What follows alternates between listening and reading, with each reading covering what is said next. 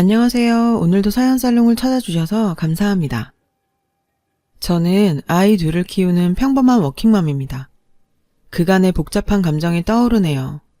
혼자서 소갈이 해왔던 저의 사정에 대해서 이제부터 이야기해 보려고 합니다.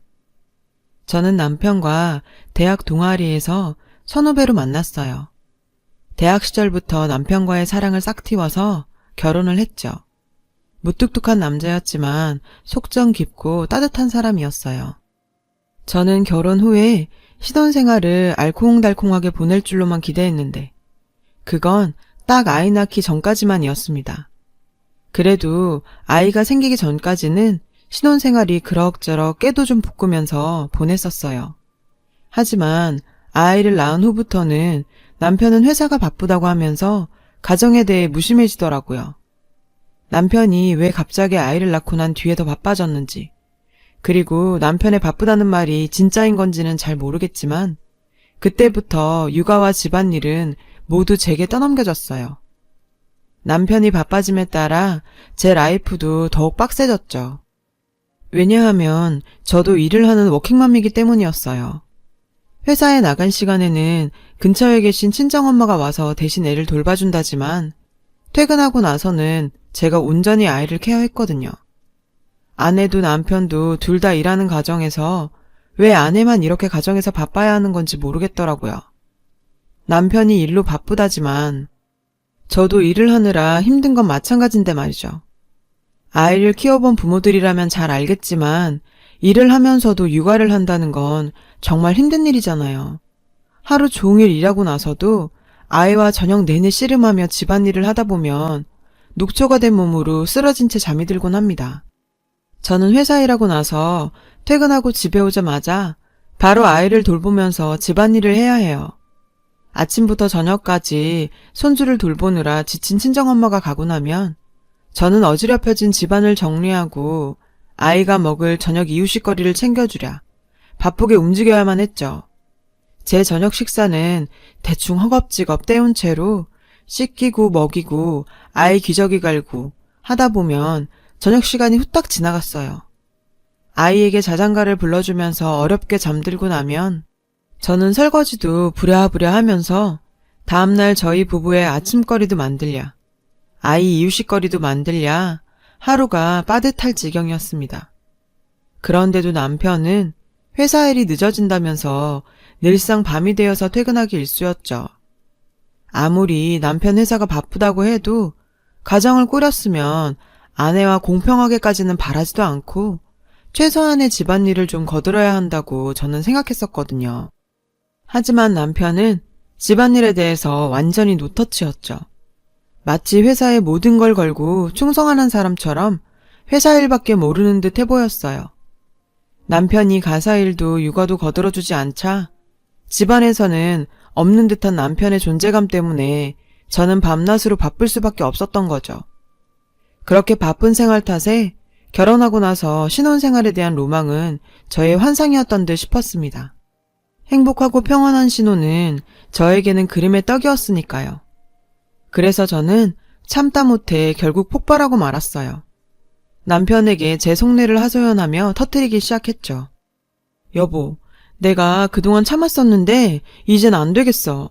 당신은 내가 아이 낳은 뒤부터 맨날 늦게 퇴근하고 얼굴 보기도 힘들어. 왜 그래? 진짜 해도 너무한 거 아니야? 너무하다니 그게 무슨 소리야. 내가 회사 일이 바쁘다고 했잖아. 아무리 회사가 바쁘다고 해도 그렇지. 당신만 이래? 나도 일하고 아이 보느라고 힘들어. 내 생각은 안 해? 나도 일하는 엄연한 워킹맘이라고. 그리고 당신도 아이 아빠잖아. 왜 나만 애 보고 집안일도 다 내가 맡아야 하는 건데. 당신도 워킹맘인 건 나도 잘 알지. 당신 힘든 거 알겠지만 회사 사정이 바쁜 거 좀 이해해줘라. 남편한테 따지려고 굳은 마음을 먹고 하소연을 했건만 막상 남편한테 툭 털어놓고 나니까 제 마음이 약해졌어요. 그래도 남편은 회사 일이 바쁘다고 했기에 나름 일에 치였을 거라고 생각하니까 남편에게 마냥 다그칠 수만은 없었어요. 남편의 입장에 대해 제가 한 발짝 물러서서 이해하기로 했습니다. 남편을 이해한 만큼 저는 힘든 나날을 버티면서 하루하루 지내야만 했죠. 낮에 아이를 돌봐주는 친정엄마에게도 미안하다 보니까 제가 도움을 더 청하기에는 한계가 있었거든요. 시댁은 멀리 계셔서 아이를 봐주러 자주 올 상황이 되질 못했습니다. 어느 날은 제가 한 발 물러나서 남편을 이해하는 게 맞나 싶었지만 그럼에도 예쁜 아이를 보니 또 힘이 나더라고요. 그렇게 워킹맘으로 힘겹게 살아오던 어느 날 저에게 청천벽력 같은 일이 터지고 말았어요. 제가 갑자기 집안에서 쓰러지고 말았습니다. 어쩌다가 쓰러지게 된 건지 영문을 모른 채로 병원에서 눈을 뜨게 된 저는 갑작스럽게 눈앞에 보여진 하얀 병실 풍경에 어안이 벙벙했죠. 병원에서는 제가 위암 3기 판정을 받게 되었습니다. 뜻밖의 진단에 제게 놓여진 이 현실이 받아들여지지 않았어요. 아직 어린 자식도 있는데 저에게 이런 병이 생겼다는 사실이 믿어지질 않았죠. 그동안 너무 고되게 몸을 혹사시켜온 결과물인 건가? 어쩌면 좋지?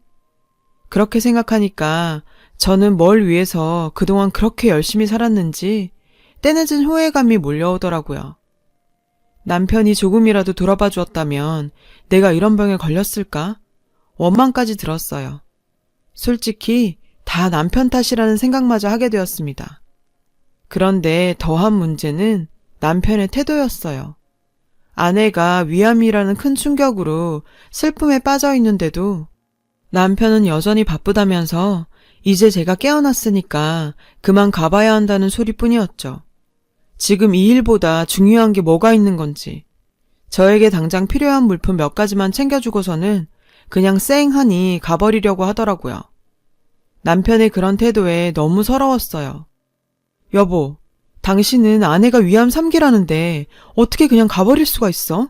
당신이 그러고도 내 남편이야? 미안해. 내가 정말 너무 바빠서 그래. 당신 아프니까 이제부터 잘 먹고 잘 쉬고 잘 자는 휴식이 중요할 거야. 지금은 내가 중요한 일이 있어서 이만 가봐야 할 것 같아. 아내가 아프다는데 이렇게 그냥 가는 게 맞는 거야? 당신 정말 너무하네. 미안하다. 내가 나중에 올 테니까 오늘은 가볼게. 어떻게 아내가 암에 걸려서 다 죽게 생겼는데도 걱정도 안 되는 건지 너무 화가 났죠. 이러다가 저는 암보다도 화병으로 먼저 죽을 것 같았네요. 그렇지만 남편을 계속 붙잡을 방법이 없었기 때문에 저는 일단 남편의 말을 믿고서 그래, 나중에라도 오겠거니 하면서 일단은 보내주기로 했습니다.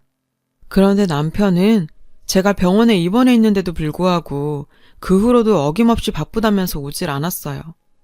병실에서 혼자 누워있자니 서러움이 복받치대요.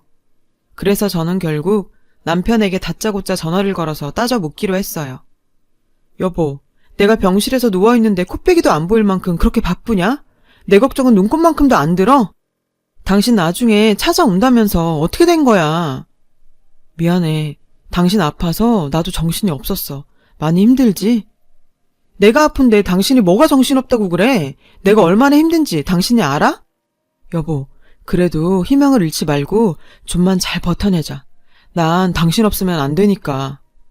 나 없으면 안 된다는 사람이 이런 상황에 날 이렇게 혼자 두면 나는 어쩌라고. 내가 당신한테 뭐라 할 말이 없네.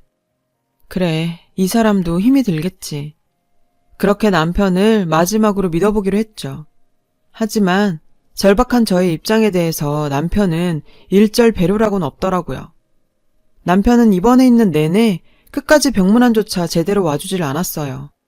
남편을 믿었던 내가 어리석었던 거지 싶었습니다. 아내에 대한 의리조차 없다는 현실에 저는 비참했죠. 위암으로 인해서 이미 지칠 대로 지쳐버린 몸으로 남편에게 더 이상 화를 낼 힘조차 없었습니다. 그렇게 고독하고 괴로운 병원 생활 끝에 퇴원 후에도 저는 계속 항암 치료를 받으면서 힘겹게 버텨가고 있었어요. 입원 생활도 고통스러웠지만 퇴원 후의 항암 치료 또한 벅차기는 마찬가지였습니다. 항암 치료를 받으니까 입맛도 더 뚝 떨어져서 밥도 제대로 넘기기가 힘들었어요. 하루는 거울 앞에 보이는 홀쭉하게 야윈 제 모습을 바라보고 있자니 씁쓸하기 짝이 없었죠. 제 자신을 스스로 보고 있기도 가슴 아픈 그런 힘든 상황인 만큼 저는 남편의 도움이 절실히 필요했어요. 저희 집에서 아기와 저를 둘 다 케어하는 친정엄마를 보는 것도 힘들었고요. 그럼에도 남편은 변하질 않더라고요. 저녁에 잠시 들어왔다가 운동하러 나간다면서 적어도 이틀에 한 번은 매번 어김없이 새벽에 들어오고요. 어느 때는 매일 나가는 주도 있었습니다. 그렇다 보니 어느 날엔 남편의 행동이 미심쩍게 느껴지기 시작했죠. 남편의 회사가 바쁜 건 이해한다고 쳐도 그 지친 몸을 이끌고 저녁에 나가서 운동하느라고 새벽이나 돼서 돌아온다는 건 도무지 납득할 수가 없는 일 아닌가요? 그래서 수상한 남편의 발자취를 밝혀내고자 저는 남편 운동 가방에 몰래 녹음기를 넣어두기로 결심을 했죠. 녹음기를 몰래 넣어둔 그날도 남편은 여전히 새벽에 들어오고 아침에 출근을 하더라고요. 그렇게 그날 밤이 지나가고 드디어 남편의 가방에서 녹음기를 꺼내서 틀어보았습니다. 저는 이제야 판도라의 상자가 열리는구나 싶었죠. 녹음기에서는 정말 남편의 거친 숨소리가 들려왔습니다. 저는 순간 불길한 직감으로 빠져들었죠. 그 숨소리가 점점 커지더니 이내 남편이 누군가와 이야기하는 듯한 소리가 들렸어요. 오늘은 더 실한 걸로 구해야 하는데. 그러게, 뿌리가 두꺼운 튼실한 놈으로다가 약초를 딱 캐내야 하는 건데. 근데 정말 아내밖에 모르는 사람이구먼. 그런 정성이면 낫고도 남지 아무렴. 아내가 아프니까 당연한 거죠. 그동안 아내한테 제대로 신경 써주지도 못한 게 너무 미안해서요. 그나저나 이것들이 와이프 몸에 잘 받아야 할 텐데요. 좋은 약초에다가 정성까지 더해져서 분명 나을 거야. 너무 걱정 말게. 저는 녹음기에서 들려오는 대화 소리를 듣고 주저앉아 오열했습니다. 남편은 낮엔 일을 하고 밤에는 위험한 산길을 올라가서 약초꾼과 함께 약초를 캐러 다닌 거였어요.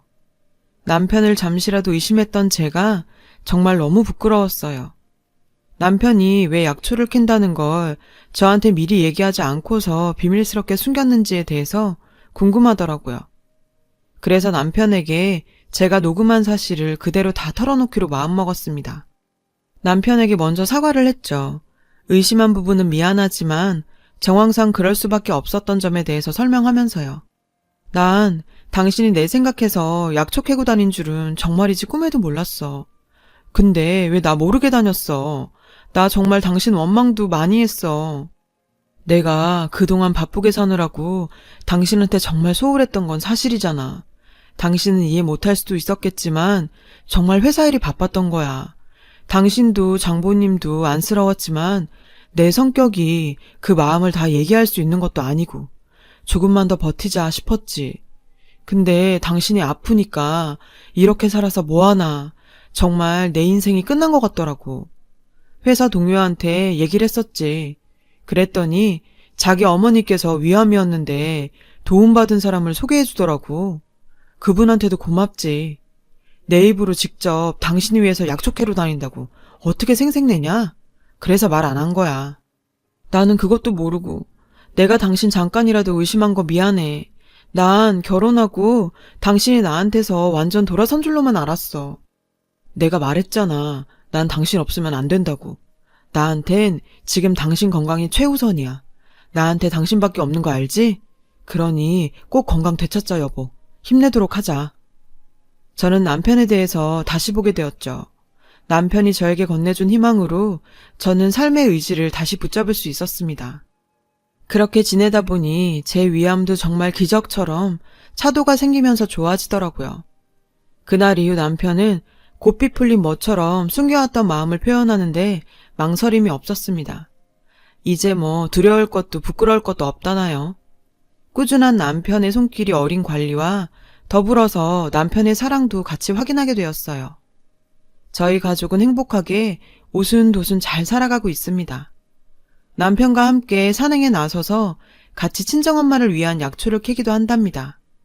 그리고 아이와도 같이 놀이동산에서 가족끼리 즐거운 시간을 보내기도 합니다.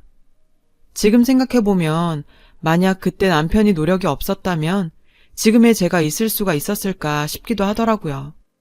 이런 남편이 있어서 참 다행이라고 생각합니다. 지난 세월 동안 아프고 고생했던 기간에 대해서 잘 극복해낼 수 있었던 건 말 없는 무뚝뚝했던 남편 덕분이니까요. 따뜻한 말 한마디는 죽을 병도 낫게 하는 것 같습니다. 오늘 가족에게 한 번 더 사랑을 표현하시는 건 어떨까요? 저도 앞으로 남은 인생은 우리 가족 꽃길만 오롯이 걷길 바라고 있어요. 제 이야기를 들어주셔서 감사합니다. 건강하고 화목하게 보내시길 바랍니다. 여러분, 사연 댓글에 응원과 현명한 조언 부탁드려요. 좋아요와 구독은 저에게 큰 힘이 됩니다. 오늘도 좋은 일 가득하세요.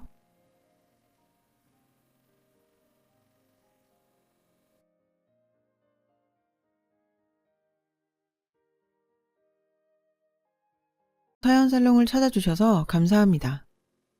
30대 여성이에요. 저는 평소에 좋은 일을 하면 좋은 일이 돌아오고 나쁜 일을 하면 나쁜 일 역시 돌아온다고 믿고 살았어요. 그리고 그 믿음은 얼마 전 현실로 증명이 되었죠. 제가 이렇게 사연을 보내게 된 것도 바로 그 일 때문이에요. 당시 저는 우리나라 3대 명문대 중 하나인 K대학교 법학과에 다니고 있었어요. 저는 중고등학교 때부터 무언가에 꽂히면 꼭 해내고 마는 성격이었거든요. 그런 제게 공부는 자존심과도 같은 거였죠. 그래서 누구보다 열심히 해왔고요. 저희 엄마한테는 고액 과외 한번 받지 않고도 명문대에 진학한 딸이 늘 자랑거리였어요. 하지만 이런 기쁨도 잠시 아빠가 운영하시던 건축 관련 회사가 기울기 시작하면서 저희 집에 시련이 닥치기 시작했죠. 살던 집에서도 이사를 해야 했고 전업주부였던 엄마도 일을 하셔야 할 정도로 집 사정이 좋지 못했어요. 어수선한 환경 때문인지 저는 그동안 한 번도 놓친 적 없던 장학금을 놓치고 말았어요. 그 바람에 계획에 없던 휴학을 하게 되었고요. 당장 제가 사용하는 휴대폰 요금이라도 내려면 돈을 벌어야 하는 상황이었어요. 다행히 평소 저를 예뻐해 주시던 엄마의 친구분 도움으로 대형 로펌에서 아르바이트를 하게 되었어요. 로펌이라니. 비록 아르바이트였지만 전 꿈의 직장에 다니게 된 게 마냥 좋기만 했어요. 나도 빨리 이쪽 일을 하는 버젓한 사람이 되고 싶다는 생각을 하며 출근을 했죠.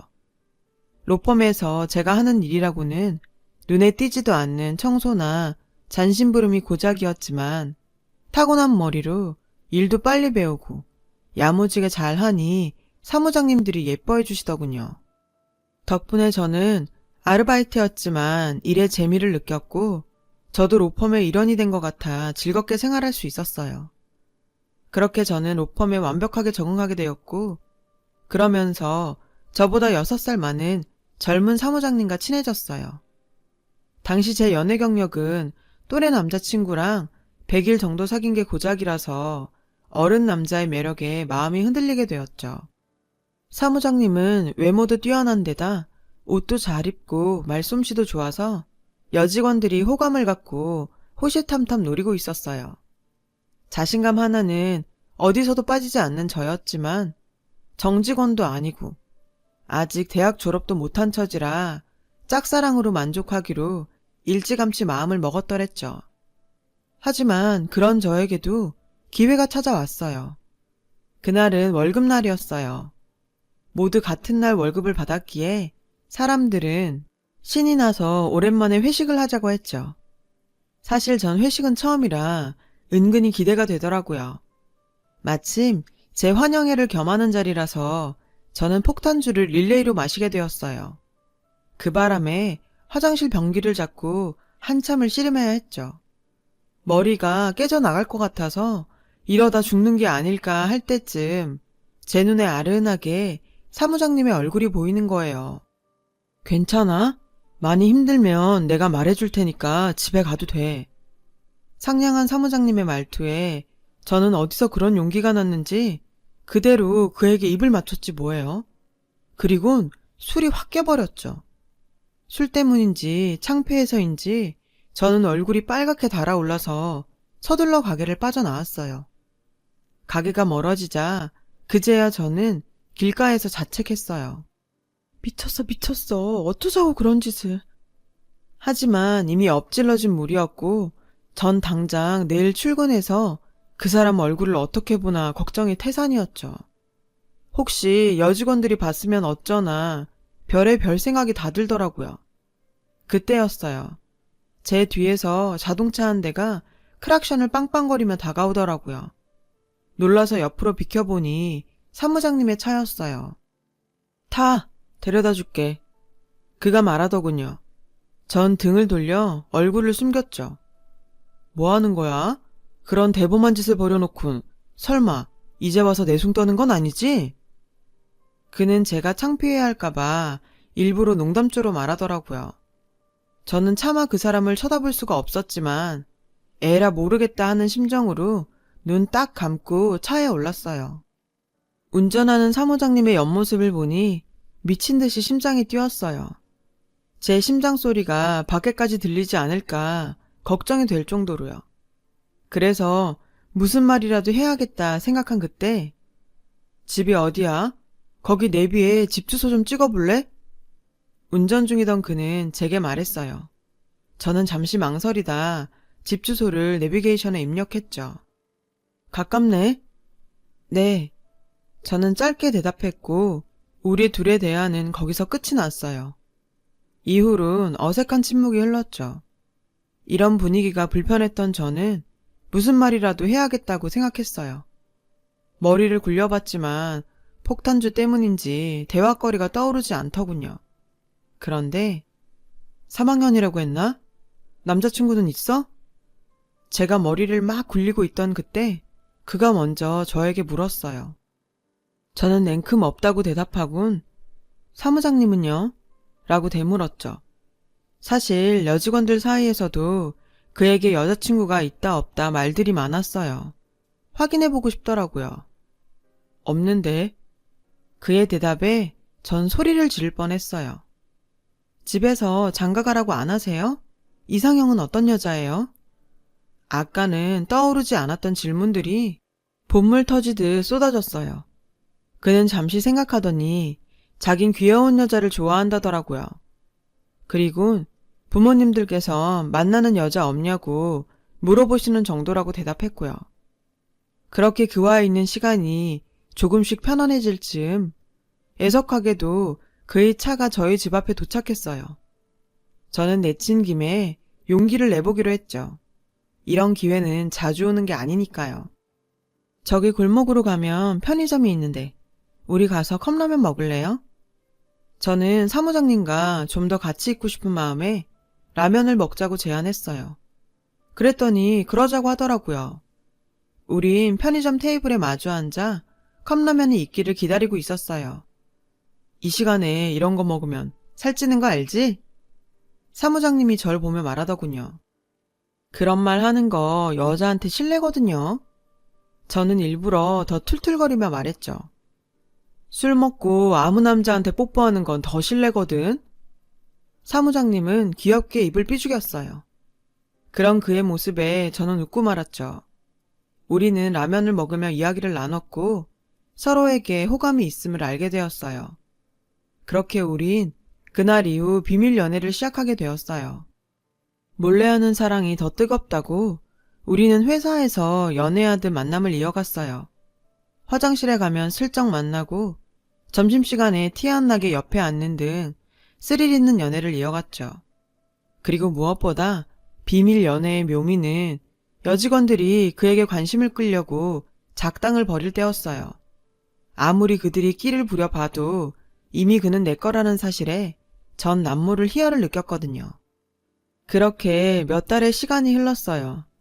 제 또래의 남자보다 어른 남자와의 연애는 뭐랄까 그간 제가 경험하지 못한 레벨이라고 할까요? 아무튼 그와의 시간은 정말 꿈 같았죠. 그날이 오기 전까지는요. 그날은 지방에 사는 그의 부모님이 친척 결혼식이 있다며 서울에 오신 날이었어요. 그는 부모님을 모시고 식장에 다녀와야 했고 하룻밤 주무시고 가신다 해서 그 주의 주말은 못 만날 것 같다고 미리 얘기를 하더라고요. 저는 부모님이 오시는 건데 당연히 알았다고 했고요. 그런데 그날 저녁 그에게 연락이 온 거예요. 부모님께 제 얘기를 했더니 절 만나고 싶다고 하셨다는 거예요. 갑작스러운 말에 당황했지만 이참에 그의 부모님께 잘 보여놓으면 좋지 않을까 생각해서 급하게 나갈 준비를 했어요. 최대한 얌전한 차림으로요. 그렇게 떨리는 첫 대면의 순간이 왔어요. 왔어? 이 친구가 제가 아까 말한 현주예요. 현주야, 우리 부모님이셔. 인사해. 그의 소개에 저는 최대한 예의를 갖춰 인사를 하곤 자리에 앉았어요. K대 학생이라면서요? 지금도 기억하는 그의 어머니의 첫 질문이었죠. 네, 휴학 중이에요. 왜? 어디 유학이라도 가려고 그러나? 요즘은 다들 스펙 쌓는다고 1, 2년 정도는 휴학한다고 듣긴 했어요. 어머님 말에 저는 난감했어요. 사실대로 말하면 너무 비참할 것 같고, 그렇다고 거짓말을 하자니 이미 그가 제 휴학 사유를 알고 있었기 때문에 그럴 수도 없었거든요. 엄마, 초면에 그런 질문은 좀... 그는 난처해하는 제 모습을 보곤 상황을 수습하려고 했어요. 왜? 내 질문이 신뢰가 됐니? 그의 어머니는 쉽게 그만두지 않을 눈치였어요. 그래서 전 솔직하게 말해야겠다 생각했죠. 그렇게 제가 막 입을 때려는 순간 그가 하지 말라고 고개를 가로젓는 게 보이더라고요. 그 순간 알 수 있었어요. 그의 부모님은 조건을 많이 따지는 분이라는 걸요. 제가 말을 하려다 그만두자 어머님은 저를 수상하게 보시는 것 같았어요. 그래서 전 아무 말이라도 해야 했죠. 곧 졸업인데 제가 너무 사회 경험이 없는 것 같아서 이것저것 많이 해보려고 휴학하게 됐어요. 제 대답에 썩 만족스럽진 않지만 어머님은 고개를 끄덕이시더군요. 저는 그런 어머님과 아버님을 보며 제 자신이 초라하게 느껴졌어요. 나중에 안 사실인데 그의 부모님은 지방 중심가에 건물을 가지고 계실 정도로 경제력이 있는 분이셨어요. 아들 셋을 모두 유학까지 보내시고 그 건물에 거주하면서 상가 임대료를 받아 생활하시는 분들이셨죠. 그 동네에서 남부럽지 않게 살면서 자식들도 잘 키웠다 소문난 집 중 하나였던 거예요. 법대를 나와 유학까지 다녀온 당신의 아들은 충분히 변호사까지 될 수 있는데 사법고시를 보는 게 귀찮아서 저러고 산다며 저에게 자랑 같은 하소연을 하시더라고요. 좋아하는 남자의 어머니 말씀이니 듣고 있었지만 조금 힘들었죠. 주말이 지나고 로펌에 출근한 저는 일부러 남친 근처에 가지 않았어요. 저의 태도에 제가 삐진 것을 알아차린 그는 제 눈치를 보며 미안하다고 온갖 손짓을 다 했죠. 그런데 설상가상으로 그 모습이 여직원들 눈에 딱 들어가고 만 거예요. 방금 뭐야? 내가 뭘 본 거지? 저는 드디어 올 것이 왔구나 싶었어요. 저는 탕비실로 끌려가 언니들한테 둘러싸인 채 질문 세례를 받았고 무슨 치조라도 당한 양 기가 쪽쪽 빨리고서야 자리로 돌아올 수 있었어요. 자리로 돌아와 보니 그가 두고 간 듯한 마카롱 상자가 놓여 있었어요. 그리고 그날 밤 퇴근 후 그에게 귀에 딱지가 앉을 정도로 사과를 듣고 마음을 풀기로 했어요. 그날 이후 로펌에는 우리가 만난다는 사실이 쫙 퍼졌어요. 간혹 짓궂은 장난의 대상이 되긴 했지만 걱정했던 것보다는 나쁘지 않았어요. 은근히 그런 상황을 즐길 정도로요. 하지만 이런 상황을 즐기고 있는 저와는 달리 남친은 힘든 시간을 보내고 있었죠. 탕비실을 지나다 남친과 어머님의 통화 소리를 듣게 되었거든요. 전화기 밖으로 어머님 목소리가 들리는 바람에요. 어머님께선 남친이 결혼 상대를 찾아도 모자랄 판에 절 만나 시간 낭비를 한다며 무척 화가 나셨더라고요. 당장 헤어지라고 하시는 목소리가 밖으로 쩌렁쩌렁하게 들릴 정도였어요. 저는 숨을 죽인 채 통화를 엿들었어요. 그동안 아무것도 모르고 혼자만 신났던 제가 한심했고 남친한테 미안한 생각이 들더군요. 그 순간 5만 가지 생각이 들었어요. 헤어져야 하나 말아야 하나. 결국 전 남친한테 휴게실에서 하는 통화 소리를 들었다고 말했어요. 왜 그동안 혼자 힘들었냐고 물었더니 저까지 힘들게 하고 싶지 않아 그랬다고 알게 해서 미안하다고 하더군요. 거기까진 괜찮았어요. 그런데 갑자기 복학하려면 등록금이 얼마나 필요하냐고 묻는 거예요. 저는 그게 왜 궁금하냐고 되물었죠. 그랬더니 제가 자기 부모님한테 인정받을 만한 조건을 갖추면 좋을 것 같다는 거예요. 그래서 졸업이라도 자기가 시켜주고 싶다고요. 저는 그의 말에 너무 놀랐어요. 제 등록금을 대신 내준다니. 대신 내준데도 받을 생각 하나도 없었지만 정말 생각도 못한 일이었고 그 정도로 나를 좋아하나 싶어 감동을 받았죠. 그런데 학자금 대출을 받는 건 어때? 갚는 건 내가 도와주더라도. 아니다. 그냥 여기 아르바이트 그만두고 과외를 하는 건 어때? 내가 소개할게. 그게 훨씬 더 많이 벌 수 있잖아. 안 그래? 너무 적극적으로 어필하는 그 모습에 좀 전에 감동이 채 가시기도 전에 실망스럽더라고요. 저의 있는 모습 그대로를 좋아한다고 생각했는데 이제 와선 자기 부모님이 인정할 조건을 갖추라니. 저는 너무 어이가 없었어요. 조금 전 제 등록금을 내준다는 말에 감동했던 제가 너무 한심하게 느껴지더라고요. 그는 제가 말이 없자 기분이 상했다는 걸 알았는지 자신은 저랑 결혼까지 생각하고 있어서 한 말이지 다른 뜻은 없다며 진심으로 미안하다며 사과를 하더군요. 오죽하면 이 남자가 이런 생각까지 했을까. 돈 없는 서름을 처음으로 절절하게 느끼는 순간이었어요. 저는 그 뒤 대학 등록금을 마련하기 위해 아침부터 초저녁까지 남친이 있는 로펌에서 아르바이트를 하고 저녁엔 과외를 시작했어요. 저녁마다 수업이 있어서 그와 만나는 시간은 줄었지만 졸업장을 따야 했기에 정말 열심히 돈을 벌었어요. 집에도 아주 조금이나마 더 보탬이 될 수 있어서 좋기도 했고요. 그러던 어느 날이었어요. 과외 받는 학생이 독감에 걸려서 아주 오랜만에 시간이 생겼지 뭐예요. 모처럼 그와 데이트를 해야겠다 생각한 저는 남친한테 전화를 걸었어요. 만나서 뭘 할까 생각하면서요. 그런데 전혀 예상하지 못한 그의 어머니가 대신 전화를 받지 뭐예요. 어머니, 안녕하세요. 놀란 저는 사람들도 많은 거리에서 핸드폰에 대고 허리 숙여 인사했어요. 마침 연락하려고 했는데 잘 됐네. 우리 전에 만났던 가게에서 만날까? 저는 결코 좋은 소리를 듣지 못할 거란 걸 알았지만 어쩌겠어요. 어머님이 나오라니 나가야죠. 그런데 약속 장소에는 어머니뿐만 아니라 낯선 여자도 같이 있더라고요. 왠지 불길했어요. 아니나 다를까 어머님은 제가 자리에 앉기도 전에 제게 여자를 소개하시더군요. 빨리 왔네? 인사해라. 우리 승현이랑 결혼할 애다. 그 말에 전 멈칫했어요. 어머니 옆에 앉아있던 여자는 제게 자신의 명함을 내밀며 말하더라고요. 어머니께 얘기 많이 들었어요. 그 여자 명함에 교수라는 두 글자가 선명히 보이더군요. 생각지도 못한 상황에 전 할 말을 잃었어요.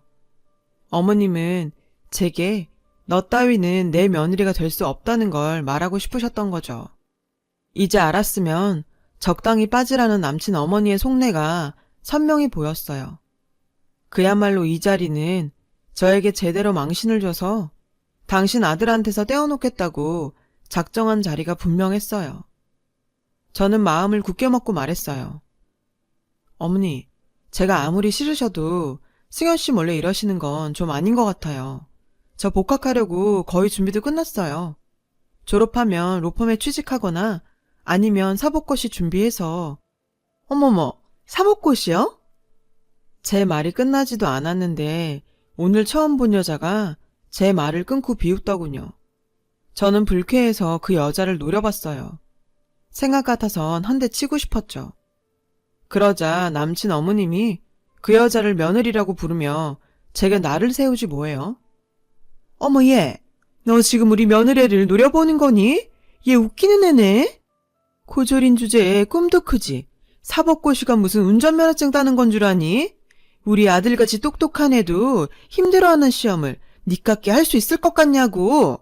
어림도 없는 소리지.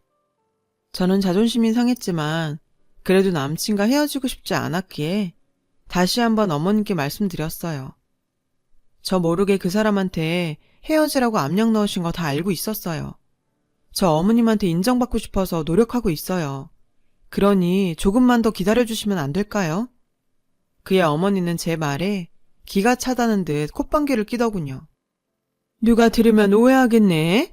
내가 언제 우리 귀한 아들한테 압력을 넣었다고 그러니? 이렇게 훌륭한 며느리까지 데려온 애한테. 어머님 말에 망치로 머리를 얻어맞은 것처럼 혼란스러웠어요. 그런 저를 보며 여자는 더는 못 봐주겠다는 듯 저에게 자신의 핸드폰을 건네주더군요. 그녀의 핸드폰에는 다정한 연인의 사진이 여러 장이 있었어요. 그 사진 속 연인은 다름 아닌 제 남친과 바로 제 앞에 앉아있는 여자였어요. 기가 막혀서 아무 말도 할 수 없더군요. 이 사진이 어머님과 제가 일방적으로 그쪽한테 이러는 게 아니라는 증거가 되겠죠? 내가 제자 같아 사는 말인데 어울리지도 않는 어린놀이는 그만하고 나이에 맞게 노세요.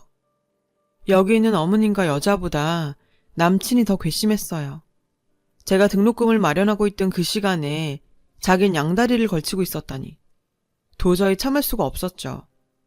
너무 분해서 아무 말도 못하는 저를 보며 두 여자는 이 상황이 만족스러웠는지 밝은 얼굴로 자리에서 일어났고 저는 끓어오르는 화에 도도한 교수님의 머리채를 확 잡아버렸어요. 그 바람에 카페는 순식간에 아수라장이 되었죠. 그러자 어머니는 소리쳤어요. 어머, 얘 좀 봐. 이제야 본성이 나오네. 없는 집 애들은 꼭 이렇게 티를 낸다니까. 어머님은 끝까지 절 깎아내리시더군요. 아무리 내가 발버둥 쳐도 저들이 원하는 방향으로 갈 수밖에 없는 이 상황에 전 화도 나고 억울해서 미칠 것 같았죠. 하지만 여기서 더 성질을 내봤자 뭐가 달라지겠어요. 저는 여자를 있는 힘껏 밀어버리고는 가게를 나왔어요. 그리고 다음날 로펌도 그만뒀어요. 그 사람을 보면 제가 그땐 어떻게 할지 저도 제가 무서웠거든요. 첫날은 울고 다음날은 죽은 사람처럼 천정만 보고 있었어요. 저를 로펌에 소개해 주셨던 엄마 친구분이 로펌에 퍼진 제 소문을 엄마한테 말했더군요. 엄마는 복학을 하라며 등록금을 빌려 오셨어요. 가난 때문에 딸이 그런 꼴을 당했다는 생각에 가슴이 찢어지는 것 같았다면서요. 전 엄마를 가슴 아프게 해드려서 너무 미안했지만 그 돈으로 복학을 하기로 결심했어요. 다시는 그런 치욕을 겪고 싶지 않았거든요. 그렇게 전 복학을 했고 정말 미친 듯이 공부만 했어요. 그러던 중 로펌에서 친하게 지냈던 직원을 통해 그의 소식을 듣게 되었죠. 다음 해에 그 여교수와 결혼한다더군요. 저는 그들에게 복수하는 방법은 오로지 성공밖에 없다 생각하며 사법고시를 준비했어요. 목표가 뚜렷해지니 잠자는 시간도 아까울 정도였어요. 죽기 살기로 공부를 했어요. 그 결과 대학 졸업 후 사법고시 최종 합격이란 결실을 얻게 되었죠. 부모님께선 세상 누구보다 좋아하셨고 저는 모처럼 부모님께 제대로 효도한 것 같아서 무척 기뻤어요. 그리고 얼마 뒤 우리 집에 정말 좋은 일이 생겼어요. 아빠의 사업도 조금씩 펴가서 안정적이게 되었어요. 전보다 규모는 작아지긴 했지만 그래도 더 이상 돈 걱정 안 하고 살게 된 거죠. 지난 몇 년간 고생을 했던 우리 가족은 그날 행복의 눈물을 흘렸어요. 이후 저는 무사히 사법연수원 과정을 마쳤고 그렇게 바랬던 변호사 배지를 가슴에 달게 되었어요. 전 사법연수원을 좋은 성적으로 마친 덕에 대형 로펌들에서 러브콜을 받았어요. 그중엔 지우고 싶은 흑역사의 로펌도 껴있더라고요. 저는 친분이 있는 직원을 통해 전 남친이 아직 거기에 근무하는지 알아봤어요. 다행히 아직 거기에 있더라고요. 이제야 비로소 복수할 때가 되었다고 생각한 저는 그 로펌으로 가기로 했어요. 신입 변호사인 저에게 로펌에선 고급 세단 한 대와 억대 연봉을 약속했어요. 그리고 드디어 첫 출근 날이 됐어요. 대표 변호사님이 저를 소개하자 로펌 사람들은 다들 놀라는 눈치였죠. 자기들 밑에서 자질구레한 일을 도맡아 했던 제가 자신들 상사라니 충격이 컸을 거예요. 그리고 그 중에서 가장 충격을 받은 사람은 바로 전 남친이었어요. 그 사람 얼굴을 보자 지난 일들이 파노라마처럼 스쳐갔어요. 더럽고 치사하고 분했던 순간들이요. 당시 그 사람은 제가 로펌을 그만두자 핸드폰 번호부터 바꾸고는 미안하다는 전화나 문자 하나 없었죠. 아마도 다신 볼 일 없다고 생각했을 거예요. 그런데 이렇게 제외한 거죠. 더 기가 찬 건 콧대 높은 와이프한테 버티지 못하고 이혼을 했는데 제가 변호사가 되어 다시 나타나니 저랑 다시 어째보려고 수작을 부린다는 거예요. 저는 어이가 없어서 그를 부하 직원 부리듯 하대했고 전부인으로 인한 트라우마인지 그는 저한테서도 멀어져 갔어요. 그리고 뜻밖의 기회가 찾아왔어요.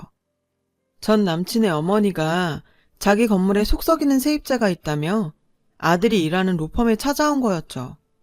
사무장이랑 상담해도 된다고 말해도 당신은 변호사랑 상담할 거라고 박박 우겨서 변호사들이 일하는 탑층까지 행차한 거예요. 그러다 거기서 저랑 딱 마주친 거죠. 저를 못 알아본 어머니는 저에게 공손하게 다가와 이러더라고요. 변호사님, 저 상담 좀 해주세요. 우리 아들이 여기 사무장인데 같은 식구니까 모른 척 마시고요. 이 상황이 어찌나 웃기던지 참기 힘들 정도였죠. 어머니, 저는 못 배워서 도와드리기가 어려울 것 같은데요. 저는 그렇게 당신이 했던 말을 되돌려 주었어요. 이게 무슨 소린가 황당해하던 그의 어머니는 자신의 아들이 도착하자 그제야 저를 기억하는 것 같았어요. 어머, 후질구레 하더니 차림새는 못 알아볼 정도로 나아졌구나. 근데 고절 너 아직 여기서 일하니? 그만둔 거 아니었어? 그 망신을 당하고도 이러고 있다니 넌 참 벨도 없는 애구나. 좀 전까지 선생님이라고 하시더니 무슨 병검술도 아니고 얼굴을 싹 바꾸는데 저는 기가 막혀 말이 다 안 나오더라고요. 전 남친은 자기 엄마한테 눈으로 저를 가리키군. 엄마, 쟤 이제 고졸 아니고 우리 로펌 변호사야. 더 망신당하지 말고 얼른 나가요. 그는 자신의 어머니를 잡아 끌고 나가려고 했어요. 그런데도 어머님은 막무가내였죠. 믿기 어렵다는 듯 제게와 이렇게 말하더군요. 얘가 지금 무슨 소리야? 어떻게 고졸이 변호사가 돼?